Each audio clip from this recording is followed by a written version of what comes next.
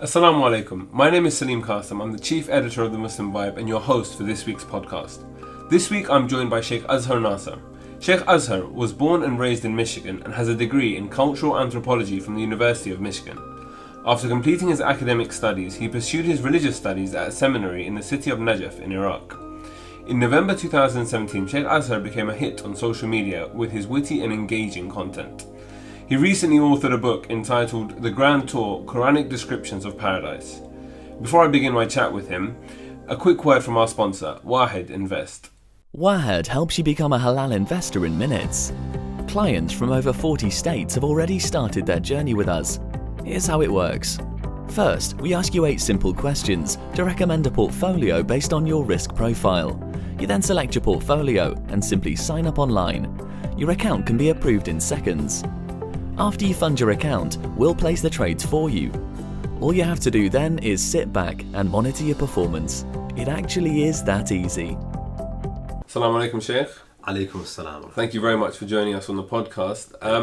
I think for those of you that don't know you, you came to, I guess, my attention, funny enough, last year in November on social media, on Twitter. And your Twitter account, I think, has some quite unique content in terms of the fact that you kind of post up questions and I guess responses also to things that you've had from people with regards to, you mentioned Fajr, for example, and all of that kind of stuff. How did that all start? Because I think it's quite unique also to experience and see a sheikh online being quite, I guess, comical, but also still quite hard hitting at the same time. How did it all start for you? So back in November of last year, I got a question from someone who basically asked me, Sheikh, I'm having a lot of trouble waking up for Salat al-Fajr. And this person, was a friend of mine, so I knew this person on a personal level. And I decided to give them unorthodox advice. Typically when people ask for spiritual guidance, you refer them to a verse in the Quran, to a hadith. But this time I felt that there was a need to be relatable.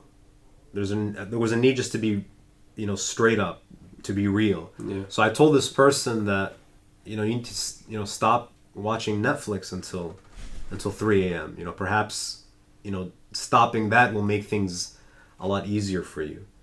So I think in that moment, so I decided to share that on social media, so, Sheikh, how can I start waking up for Salat al-Fajr? And my answer was, perhaps, not staying awake until 3 a.m. watching Netflix will improve your situation. So when I posted, that unorthodox answer, just the relatability, the practicality of the advice resonated with people. The fact that, there's someone who's wearing the imam, wearing the turban, who knows about Netflix, who probably watches Netflix, really resonated with people. And it just made them, it shattered that misconception that scholars are holier than thou, they're religious. When I think it's the sunnah of the Holy Prophet to be relatable, to be practical. So the combination of humor, relatability, practicality, and just always having like an underlying message. I think you're right that I think it's very novel and it's very different to see a sheikh wearing the turban, being that kind of accessible and relatable in terms of connecting with people. But I think with that also comes a bit of the kind of negativity around it, and I've seen, for example, looking through your tweets, the kind of responses you get, and even when we posted up the articles, I initially did a roundup of some of your kind of funniest tweets or your best tweets from the early days, let's call them.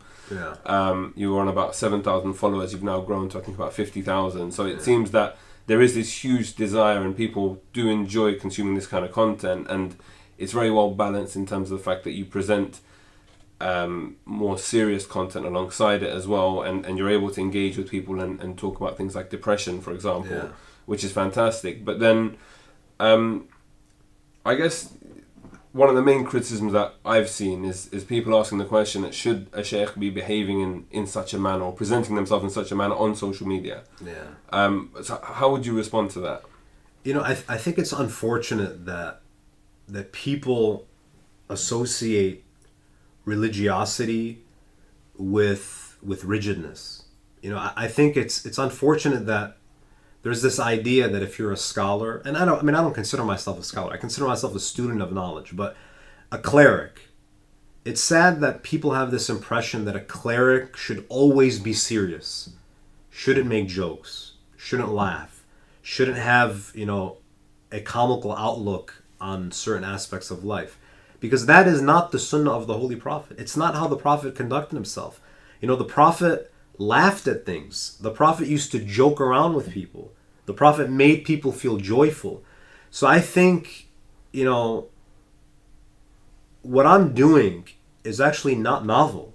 The reality is having a sense of humor, joking, not taking yourself too seriously is actually a revival of the sunnah of the Prophet. The Prophet was known for having a sense of humor, making jokes, making people feel happy. People never felt, that holier than thou complex when they were interacting with the Holy Prophet.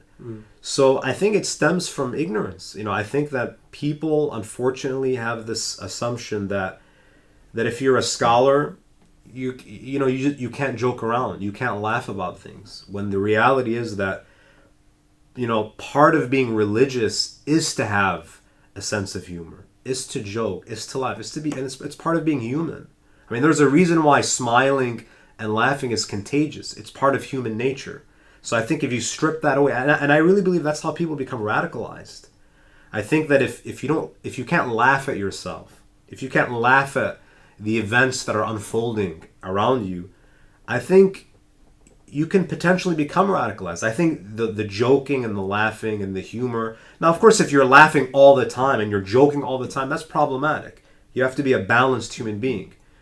But I think if you don't have the ability to laugh and joke and smile and be lighthearted, I think that you can potentially be radicalized. I've yet to meet a radical who has a sense of humor. So I think that, perhaps, joking around, being lighthearted is a way that we can kind of, combat the extremism and the radicalization of certain Muslims. And looking at the human element that you're talking about, I think one thing that's definitely apparent, I guess, is that along with all of the followers and the well-wishers and the people that enjoy engaging with your content, there is the hate that you receive online. And I think aside from being a student of the religion, how do you deal with that on a very personal level? Because I'm sure there are very nasty things that are said and attacks launched at you and whatever else. How do you deal with that? With the notoriety, obviously always comes that side of things. Of course. And how have you kind of dealt with that? It's difficult. At the end of the day, we're human beings. If you get insulted, even if it's on social media and it's someone who you've never met, when people make insulting remarks, it hurts you. People have made very, very hurtful comments. So, when it starts happening on a daily basis, it affects you. I would be lying if I told you that, it's easy, I just brush it off, I ignore it. No, you do take it personally. It's difficult not to take it personally when the attacks are so personal. And when people, use inflammatory rhetoric, who know nothing about you but make these sweeping accusations. So it took a little bit of time for me to just adjust to that type of scrutiny and that type of criticism and just the hate.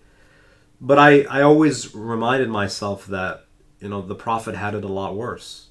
Anyone, if you look at the prophets that are mentioned in the Quran, we have prophets that were stoned. The Prophet was stoned when he was, preaching in Ta'if. Imam Ali ibn Abi Talib alayhi salam was cursed from the pulpits. So, you're always going to, the negative attention is always going to be there. But, you have to always remind yourself that, of what Allah subhanahu wa ta'ala says in the Quran, وَإِذَا خَاطَبَهُمُ الْجَاهِلُونَ قَالُوا سَلَامًا. That if, ignorant people try to engage you and try to, use offensive language, you don't engage them. You just ignore them, and you just, try to drown it out with positive output. So, it took me a long time to train myself just to ignore it. Just to remind myself that, listen, this is out there. And the fact that, the reality is, that's a sign of success, right? If you're only receiving praise, that's when you should really be concerned. Yeah. The reality is, the movers and the shakers of the world, they had adversaries. So you just got to take that as an indication that you're doing something right, Of course. And what's the ultimate goal, I guess, with your online activity? And also, how much of your time does it take up? Because we're gonna go on to talk about the book that you've just written. Yeah. And how do you find the time to balance replying to the haters? And obviously, I'm assuming you don't reply to many of the haters, but how do you find the time to balance, being online, being on Twitter, and engaging with people, and studying and writing and lecturing and everything else that you do? So, I have an organization called Tasneem Institute, which I established last year. And a lot of my time is just spent on research. And I really see social media as a platform for me to share, my research. So I have a program called Quran Weekly where, I basically choose a verse of the Holy Quran, that I came across that week that I felt was very profound or inspirational. And I share a brief reflection. So, I'll share that on social media, a hadith that I've come across. My goal, is to basically reconnect the youth to their religious tradition, because there's so much negativity out there. And you meet a lot of youth who just are so disenchanted, who are embarrassed to identify themselves as Muslims because of all of the Islamophobic rhetoric.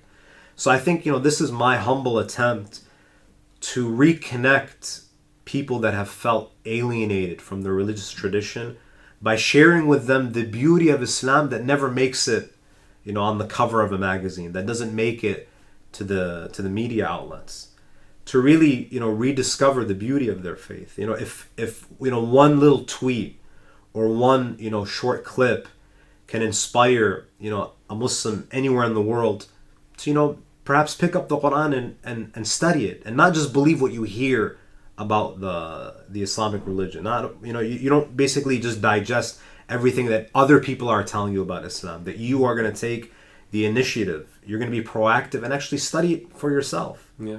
So, that's my goal, to just share the beauty of Islam, the aspect of Islam that is unfortunately not getting, the media attention. And that really is the ultimate goal, just to kind of, remind people that you have a lot to be proud of.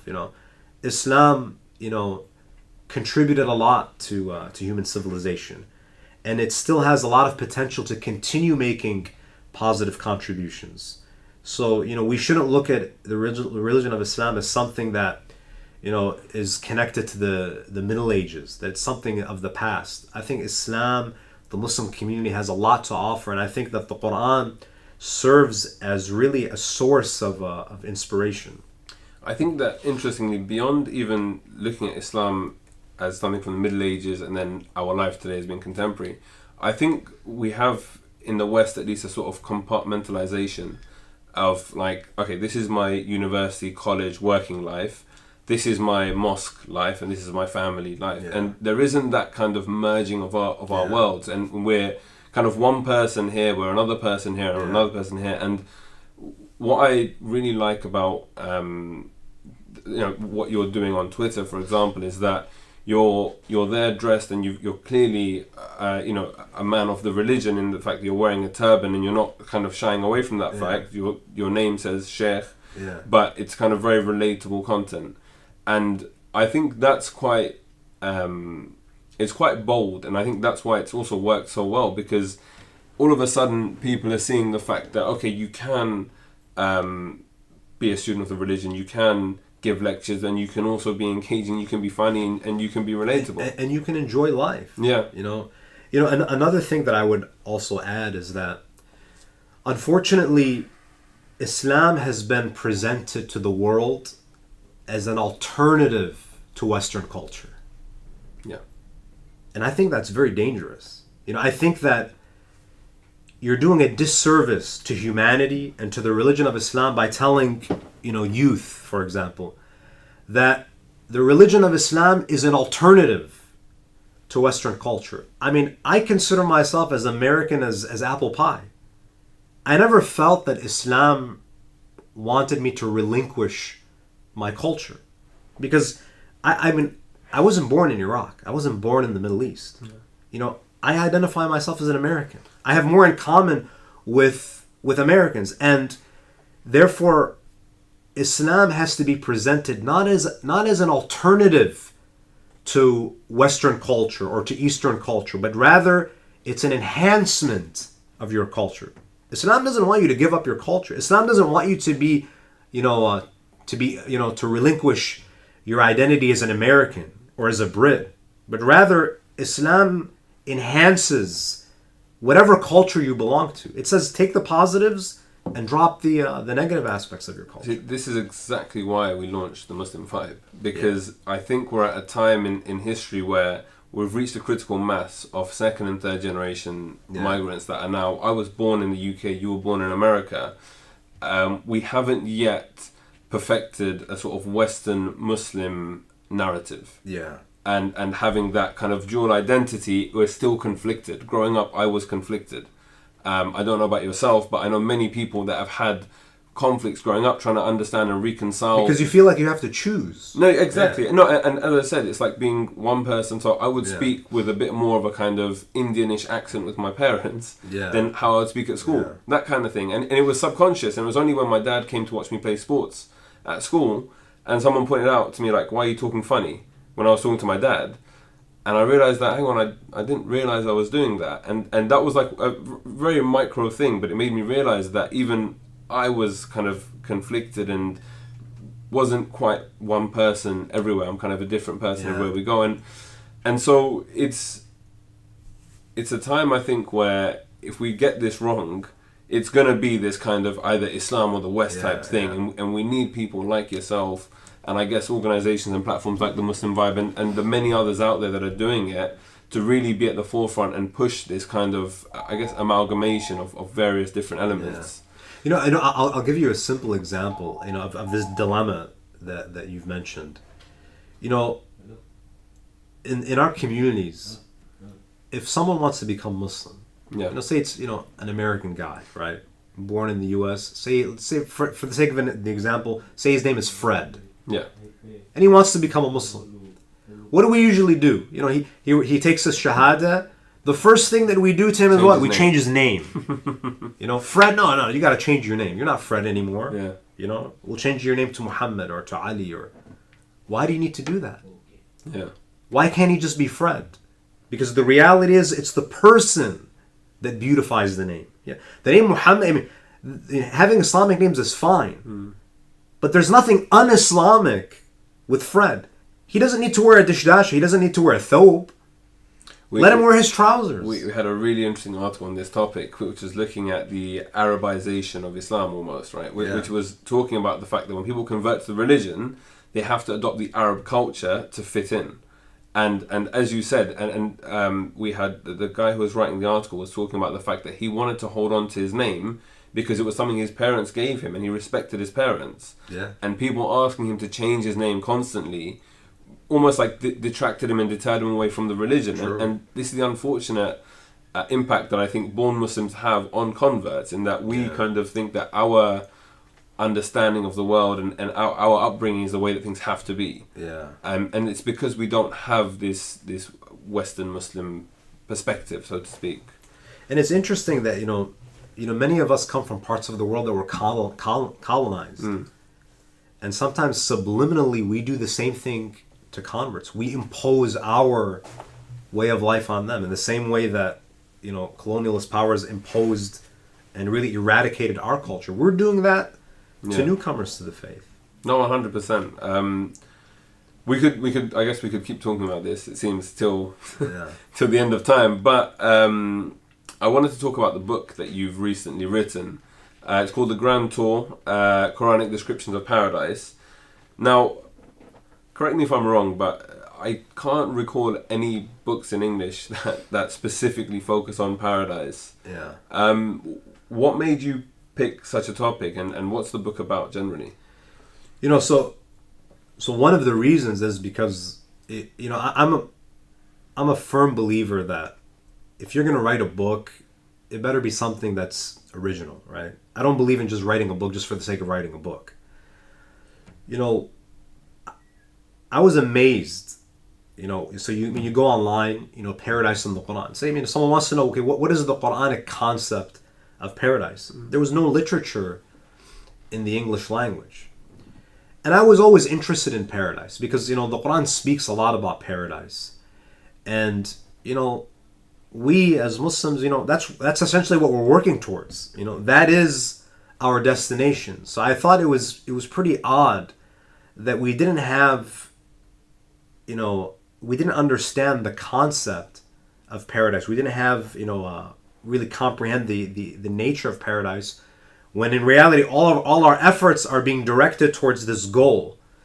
So I decided to write this book, because I felt that there was a need to kind of fill that void, because the literature just doesn't exist in English.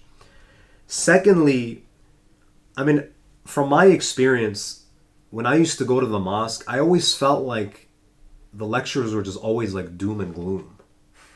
You listen to the Maulana, and it's always about the angel of death, what's going to happen in the grave. And I just always felt like it was depressing. Yeah. So I decided to write something that's going to just lift people's spirits. Because, life is difficult. We hear so much negativity, and it's always scare tactics. When you look at the Quran, it's interesting that Allah subhanahu wa ta'ala actually delves into more detail when he speaks about paradise. About descriptions of about paradise. The descriptions itself. of paradise. Now, there are descriptions of hellfire. Yeah. But comparatively, there are more verses that describe paradise than there are verses that describe the hellfire, which is an indication that Allah subhanahu wa ta'ala is more eager to reward us than to punish us. So this book really was an attempt on my part to remind people, to remind myself, and to remind Muslims, and even non-Muslims, that Allah subhanahu wa ta'ala is the most merciful. And I think we tend to forget that. People have this impression that God is vengeful, that God is just itching to punish you. When the reality is, Allah subhanahu wa ta'ala has 99 names. Yes, 99 names. And He chose Ar-Rahman Ar-Rahim to be the 2 names. He chose 2 names out of the 99 names to be the names that He introduces Himself to us. And both Ar-Rahman and Ar-Rahim are derived from Rahmah, which means mercy. So this book is really a reminder that God is more merciful than you can possibly imagine. And this life and all of its enjoyments and all of its pleasures represent only a small microscopic taste of the mercy of God, which will be manifested to a much further extent in the hereafter. I also I get the impression from my own personal kind of thinking that within the Muslim faith, unfortunately, we focus very much, as you said, on the fire and brimstone element of things, and even when it comes to the attributes of God, there's 2 types, if I'm not mistaken, the Jamali and Jalali sides of things, and when you compare our representation of God when it comes to lectures and all of that kind of stuff, often it is quite negative. Yeah. And when you contrast that to kind of the evangelical Christian approach, where it's all about God loves me, Jesus loves me, it's all so like welcoming and happy. Yeah. And I think we need to somehow find a way of finding a balance and a middle ground between the two, to be honest, because you don't want people to go to the extreme of just like, oh, anything I do, God's going to forgive me. But at the same time, you can't have people too scared to step out of line. And that's why we have a hadith about the idea that the believer is always between the state of fear and hope. A believer, no matter what, never loses hope in God's mercy. But at the same time, that believer is not going to feel too confident that, for sure, God is not going to punish me. Right? I think those two are crucial, the fear and hope. There's that balance between fear and hope. And without giving too much away, but feel free to, who's going to heaven? I think that's what everyone wants to know. Who's actually going to qualify? Number one, I don't think any human being has the right to answer that question. Because, people always ask, are non-Muslims going to go to paradise? Yeah. I think at the end of the day, we have to remind ourselves that God is just. God is fair. God is not going to punish, someone who was ignorant, who didn't have access to the truth. Who was, there might be non-Muslims out there who came to certain conclusions and they were sincerely, seeking the truth, but they got it wrong. But they didn't have any rebelliousness in them. They didn't hurt other people. Yeah. Allah subhanahu wa ta'ala, is just. He's merciful. In fact, there are a lot of people, the Quran even speaks about mustad'afin. People who just, they're not believers, but they're also not kuffar. They're not disbelievers. Because the word kafir means to cover up the truth. So when you say that this person is a kafir, you're essentially saying that this person knows the truth, but is knowingly rejecting the truth because of arrogance, because of rebelliousness. Can you really say that with full confidence about anyone? It would be difficult. So Allah subhanahu wa ta'ala knows what's in the hearts of the people.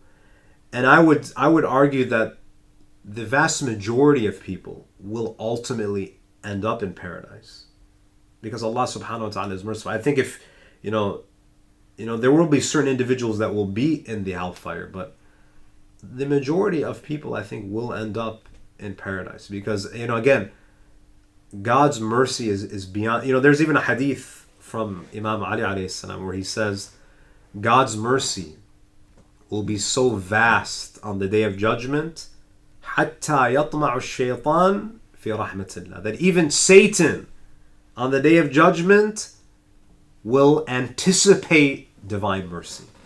So this goes to show you that, there's a hadith that says that there are 8 gates to paradise and there are 7 to hellfire, which means that the paths to paradise are more than the roads to the hellfire. That's a lot to process. And with regards to descriptions of heaven, of paradise, I've always understood them to be likened, or paradise to be likened to an oasis and things like that. And the understanding that I've had is that, that was a sort of metaphor that was appropriate for an Arabian society where it's hot and they like water and fresh things which don't often grow places. Is that the case with the descriptions that we have in the Quran and in a hadith about paradise, or is it actually a physical kind of reality? So 2 things. In any language, when you employ a word, when you use a word, the listener is always going to assume that you're referring to the literal meaning, al-ma'na al-haqiqi, the literal meaning, unless you provide an indication that you mean the metaphorical meaning. So I'll give you an example. If I say to you that I saw a lion, I use the word lion.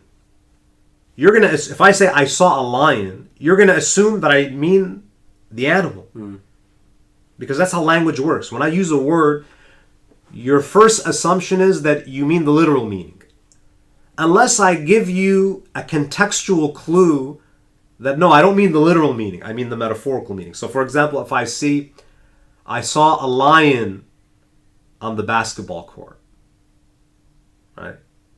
We were playing a game, a pickup game, and there was a lion on my team.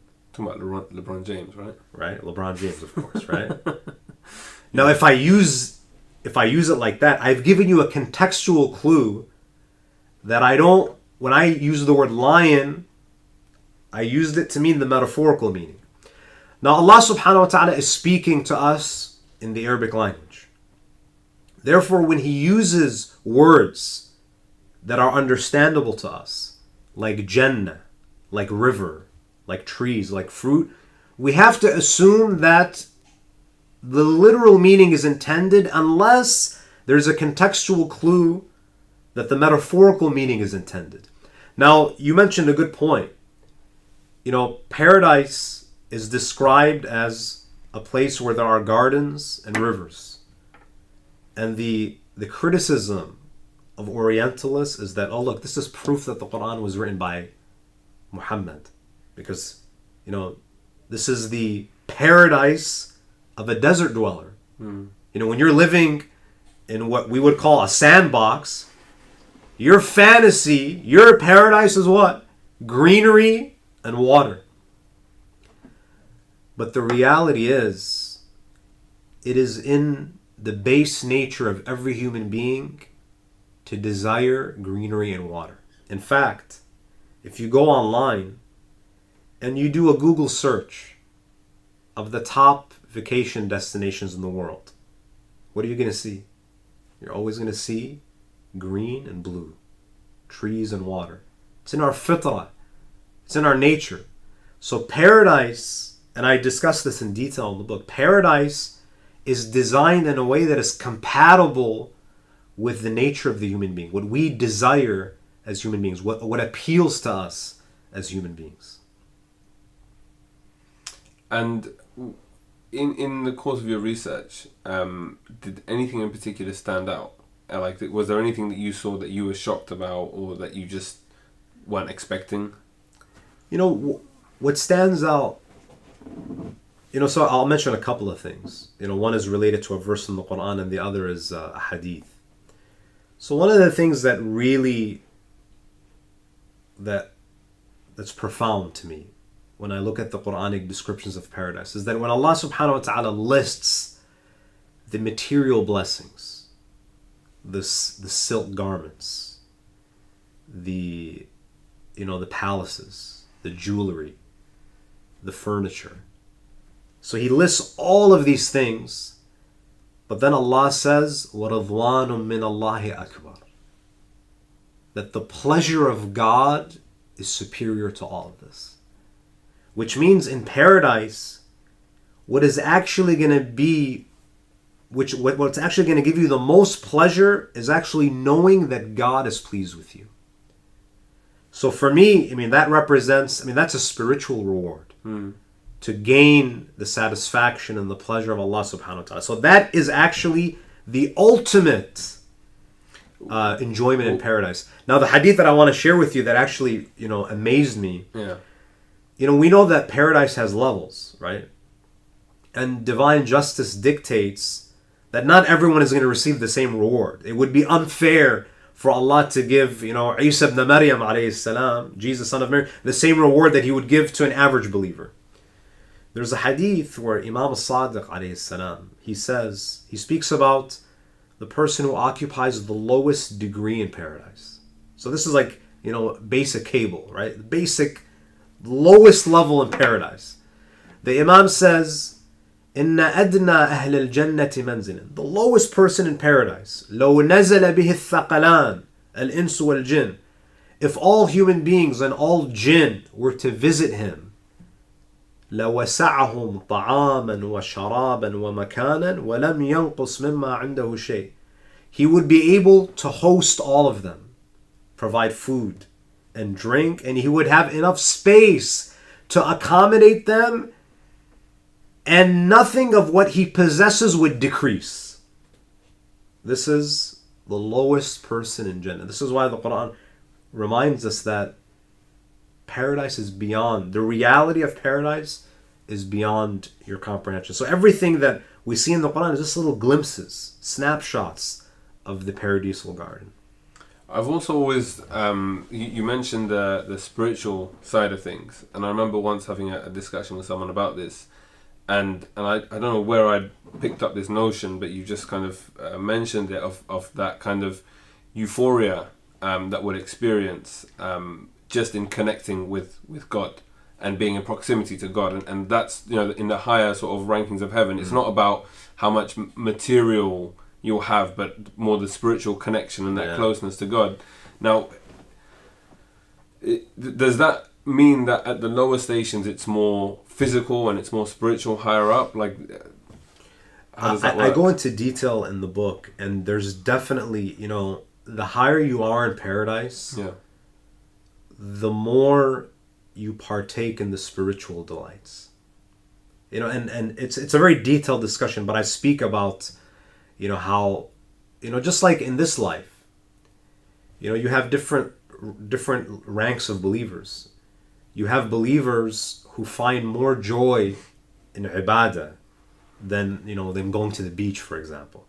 And similarly in paradise, you have, you know, believers who are occupying the lower levels that are finding enjoyments in the physical delights. But the believers in the higher levels, they're enjoying the physical delights, but for them, it's the spiritual rewards that are the most gratifying. And subhanAllah, Asiya, the wife of Pharaoh, understood this. If you look at her final dua, her parting words, you know, when she was being martyred, she says, and it's mentioned in the Quran, رَبِّ ابْنِ لِي عِنْدَكَ بَيْتًا فِي الْجَنَّةِ. The first part of her dua is what? Oh Allah, build for me a house near you in paradise. Notice, she doesn't just say build a house for me in paradise. She mentions a material blessing and a spiritual blessing. The material blessing is what? The house. She lived in a palace on earth with Pharaoh, but she says, I don't want a palace in paradise. I'll be satisfied with a house in paradise. But that house has to be indaka, in your proximity, in your presence. So in those few words, she basically summarized the reality of paradise. It's a combination of material blessings and spiritual blessings. That's very, very deep. Wow, that's quite it's interesting. So that you cover all of that in the book, and you've looked at those. Yeah, I go into great detail. I have, you know, there's an entire, like, chapter 3 of the book is dedicated to the material blessings of paradise. So what I've done is I collect all of the verses that speak about an-ni'amul madiyya, the material blessings, and I provide commentary and analysis. And then chapter 4 is a discussion on the spiritual blessings of paradise. And where can people get the book? How can they get their hands on it? They have to come to my house. Really? It's available on Amazon. I'll post your address. Yeah, no way. address, right? That'll be great. So Amazon, it's available on Amazon. Just type in the Grand Tour, my name, Amazon, and it's available. So we can put the link, I guess, in the description sure. to this thing. And with regards to just generally as well, you're on Twitter. You're on all social media platforms? I'm most active on Twitter. That's that's really the place to go to. And if people want to find you on Twitter, how can they do that? My handle is at Sheikh Azhar, SHAYKHAZHAR. And I think they should probably be wary about asking questions in case they get turned into a viral. Yeah, I might fry you, publicly. So just be Does that stop people asking you questions? No, nothing stops them. No, but because again, I don't mention names, so they're pretty. But I have had people, ask me before they ask a question like, Sheikh, please don't post this on Twitter. So if they ask me, then you can't. I'll show them mercy, and I'll just keep it confidential. Fair enough. Well, thank you so much for joining us. My pleasure. Thank you so much. Inshallah, next time you're in London, do come back and we can do this all again. Hopefully, with many more books that you've done, we can talk inshallah, about. with your dua. Brilliant. Thank you very much. Thank you so much. Assalamu alaikum. Thank you very much for joining us on this week's podcast. And if you enjoyed the podcast, then please be sure to subscribe. And if you're feeling extra generous, give us a 5-star rating on the iTunes app. You can connect with us on Facebook, Instagram and Twitter at The Muslim Vibe, and join in the conversation using the hashtag TMV Podcast. Wassalamu alaikum wa rahmatullahi wa barakatuh. Wahed helps you become a halal investor in minutes.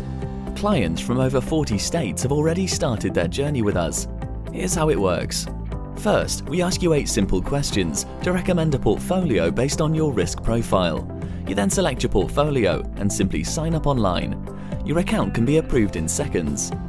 After you fund your account, we'll place the trades for you. All you have to do then is sit back and monitor your performance. It actually is that easy.